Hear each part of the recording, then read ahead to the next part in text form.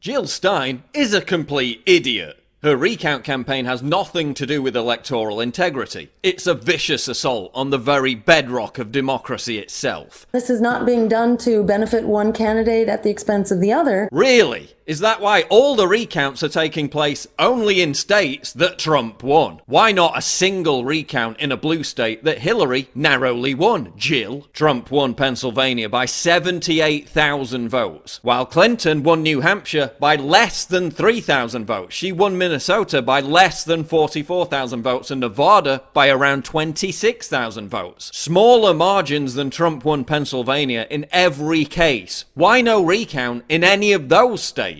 Why a recount in Michigan, which doesn't even use electronic voting machines? None of their systems are even connected to the internet. Both Stein and Hillary Clinton's campaign admit they have no proof whatsoever of any fraud. But Jill's only doing this because she really cares about democracy. In fact, Jill cares so much about democracy that she spent the last few days fawning over someone who spent his entire life sending democracy activists to gulags. Fidel Castro was a symbol of the struggle for justice in the shadow of empire. Presente. So you're calling for electoral integrity while praising a dictator who ruled for half a century without a proper election. Americans deserve fair, transparent elections. You're saying Americans deserve fair, transparent elections while genuflecting over someone who presided over a one-party state for 50 years. Give me a break. Hey Jill, Cuba's last election seemed a little bit fishy. How about a recount there? And while you're at it, why don't you audit California and find out how many illegal aliens voted for Hillary? That's not going to happen, is it, Jill? Because this has nothing to do with electoral integrity. It's about you remaining relevant, having failed to get barely 1% of the vote. It's about you fooling people into giving you a ton of money for something disguised as a recount, which when you read the fine print actually says the surplus money is going straight into the Green Party's back pocket. It's about you trying to regain lefty street cred by doing Hillary's dirty work for her. It's about the left trying to delegitimize Trump's presidency before it even begins by stripping him of his electoral college margin of victory, forcing Congress to directly select Trump. So all the butthurt "Hillary won the popular vote" morons can go out and riot again, full of contrived righteous indignation. Unless they engage in brazen fraud, Trump is still going to be president. But given that the recounts probably won't even be done in time, they're going to use this to disrupt the electoral college vote before December 19th. Oh, and isn't it just rich that the raised corpse of Hillary,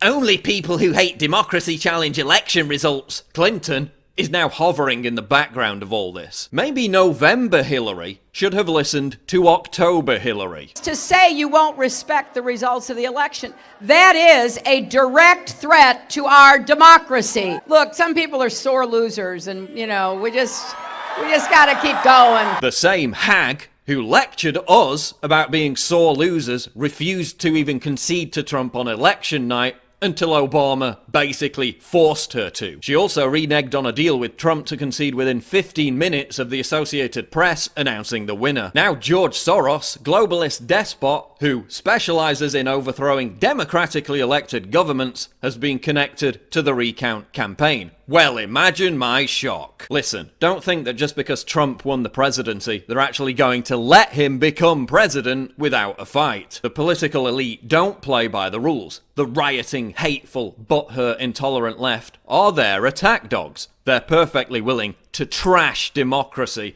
when the result doesn't go their way. Look at Brexit. Nearly 6 months later, they're still doing everything to sabotage it. Between now and January, we have a massive battle on our hands. Listen up, Jill.